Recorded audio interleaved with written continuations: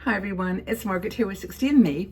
Well, we all know that keeping our bodies active is really important as we get older. The energy is the key driver of a happy 50, 60, 70-year-old person. Just having energy. And we know that physical exercise is the key. But also, what about your brain? Your brain is part of your body, and even though it's getting the benefit of exercise, the blood is rushing to your brain when you do the cardio and the walking and all the great exercises that you have on your agenda. But how about some specific things to make your brain healthier, stronger, and just increase that happiness factor in your life? Now, sharp and active brain is, for me, really important because I'm a curious person by nature. I'm really inquisitive, and I think that my brain has always been my friend. Do you talk to yourself in your brain? I do. I always do. I'm talking to myself all the time, and so maybe that's something that that you value as well. But anyway, keeping your brain healthy, sharp and active is like really important for your cognitive function. And there's several things you can do. Now, I'm going to give you 7 ideas, 7 things you can think about. And the first is games.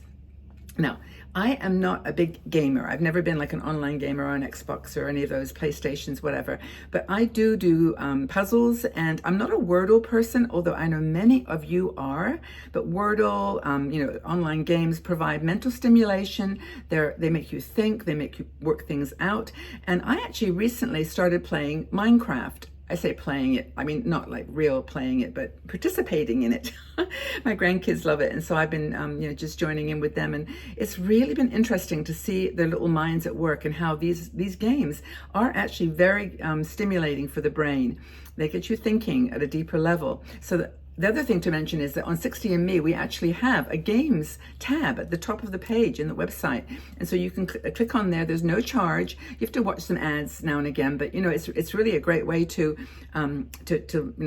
practice mental strategy games, puzzles, card games, all those kinds of things for free right on 60 and Me. You may not even have been aware of that. How many people did not know that? I mean, I hardly know it because I don't go there very often myself, but yeah, so that's on our website. The other thing is to embrace lifelong learning. I mean, I've said this so many times, I sound like a broken record, but there's tons of online courses that you can take on just about any topic. From medieval history to how to make Spanish food. I mean, you can do everything. There's so many things, and also ones like I did one on, I think it was the meaning of life and death or something, and it was at Yale University, and it was free. And it's one of these great courses that a professor just decided to just put online. But also there's Coursera. That's Coursera. Coursera. There's what other ones do I have? I can't think of the names now, but ChatGPT has been my buddy. I've actually given her a name, Phoebe. And, ChatGPT, honestly, for me, I know it's not right for everyone, but I hope I'm softening the edges around artificial intelligence for you, because AI is scary. And people are like, I don't want to play with it. I don't want to go with it. It's taking over the world. I know it's challenging, but it's making an impact for sure.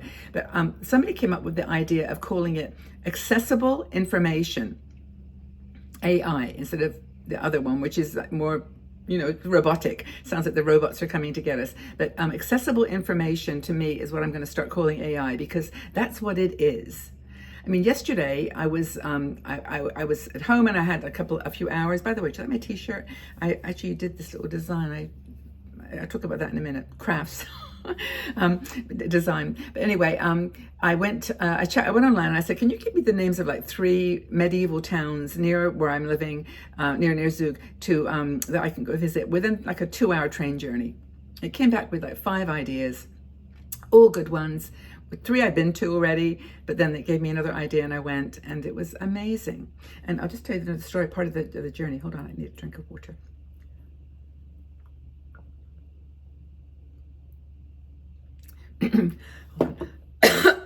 Okay, excuse me, coffee. I should probably edit that out, but I won't, because I know you understand.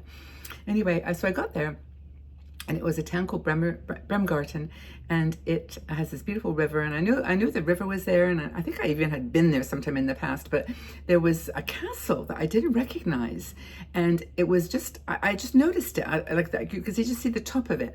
And so I took a picture, and I sat down, had an ice cream, salted caramel, and I went into ChatGPT to Phoebe and said, I just saw a castle in Bremgarten, and I have no idea what it is. It's very unusual, and I sent a picture. And ChatGPT, my accessible information, AI, came back to me and said, "Oh, that's the temple or the castle that's known as the Witch's Temple." The Witch's Temple? And so, yeah, it was apparently, I don't know whether it was like a place for witches to live, and it was built there. But then it went on to talk about it was a place where it was a prison where they kept witches who were, or people that were convicted or charged with witchcraft. And it's this huge complex. But it was like, I found the information in 3 seconds. And I would have gone to Google or somewhere else and got some links, and I would have had to read some articles, and this was just so accessible. And so for me, lifelong learning is my life. It's what I do every single day, and it's that kind of visits to places, but it's also things like hobbies, anything that stimulates your brain activity. Learning an instrument, learning how to do a skill. Knitting even, or upcycling, recycling, a tie-dye, whatever you want to do that pushes your brain and increases that and grows that plasticity. They said, they used to think that your brain didn't keep growing as you got older. Well, it does, and it's really powerful. So choose your interests and your passions and explore them. Another thing to do, number 3, is a diet, healthy diet. Limit processed food, get rid of the sugar, prioritize it. I mean, I started now buying, I used to buy lettuce and tomatoes, and I'd make a salad, and I'd have all this stuff left over because I would, I never use it all at once. But now I buy like a big salad. It costs like 12 francs or something, but I use it for 3 meals. And I just take select pieces out, and I add my own little, tuna or salmon or whatever, because I don't eat meat. But it's like, eat things that nourish your brain, fatty foods, seeds, nuts, greens, berries, all those things that I know all of you know about. Number 4, stay active physically. Now, I'm not just talking about walking, but I'm talking about doing stuff that's going to move the blood to your brain, and that can be walking or running. It could, well, not so much running, but walking, brisk walking, climbing, going hiking, doing things that are pushing yourself just a little bit. Like yesterday, I knew that I had 10 minutes to get to the bus, but I ran for like 2 minutes. I didn't ran, I walked quickly, hopping a bit, my version of running. And my heart was like really beating.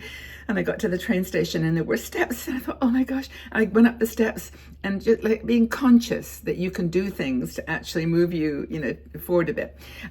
Increase the blood flow to the brain. Number 5, ensure adequate sleep. I'm the worst at this. I'm really bad because I don't have good sleeping habits. I go to bed I go about 10 o'clock, and then I wake up at 4, and I'm usually up at 4, 5, and I just, that's just me. But, it's important though that you get the same amount of sleep every night, that you listen to your body. I'm getting like 6 hours sleep, so I'm not getting sleep. I'm not getting sleep, double negative, but I'm actually sleeping, but not the traditional way. But what do you do? Number 6 is cultivate the habit of reading. Read everything. Read. Stay informed. Stay mentally stimulated. I don't actually read like a newspaper, but I know a lot of you do. Hands up who actually reads a newspaper still? Do you read the newspaper still? I don't even read magazines anymore. Like, I only have a few magazines that I like to read. One is called Real Simple, and I like the minimalist articles, but I watch it online. I just purchase it online. What is the other one I read sometimes? Good Housekeeping sometimes.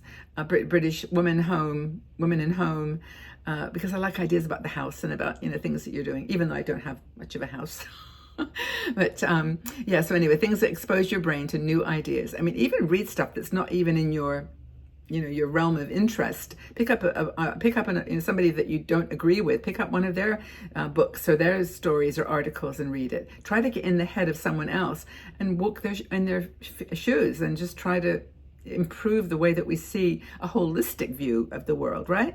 Read something that you don't think you would want to read, or that you don't even agree with. It's just good for the brain. Choose topics that pique your curiosity. And don't forget, we've got this nice new book, this Aging Beautifully book, which I must do a little hello for, because this is a new version of the cards, which if I can grab a card, I've got the card box right in front of me, but can I get one out? There we go. So the cards were a box of cards, and now we put it into a book format with really beautiful pictures. Well, all the same pictures, and the words, the inspirational phrases. So that's another book to read. That will get your brain pumping, thinking about things, and inspire you. That's the most important thing. Another thing, I think it's the final thing, 7, is prioritize social engagement. No one's going to come knocking on your door to invite you to go out, right? Just go.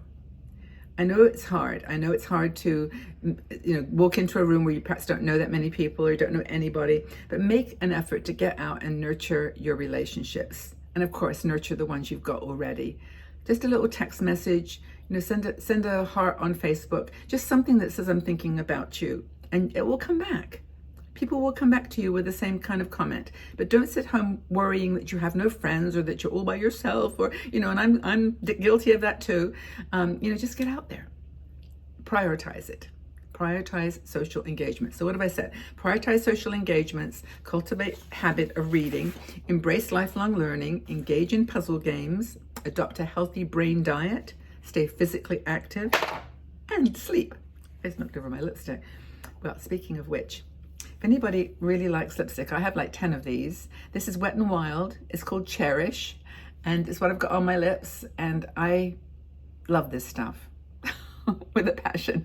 And I have got it all over the place. I've got it in my bag, I've got it in my backpack, I've got it in my bathroom, I've got it here in my desk. Yeah, so that's just in case you were wondering what that noise was. Anyway, guys, I know we've gone over on time, but I don't mind. I just like hanging out here with you. It's my kind of social engagement, but I do hope that you're well. Take care of yourselves. Join our Patreon group if you want to support us.